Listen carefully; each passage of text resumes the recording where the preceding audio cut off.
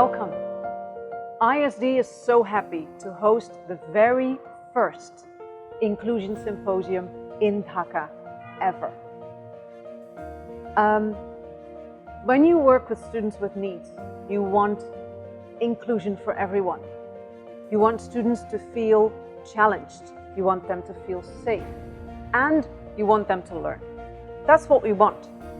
So we are inviting everyone who works with students with needs. Teachers, educators, leaders, organizations, experts. We all want to come together and learn from and with each other for these students.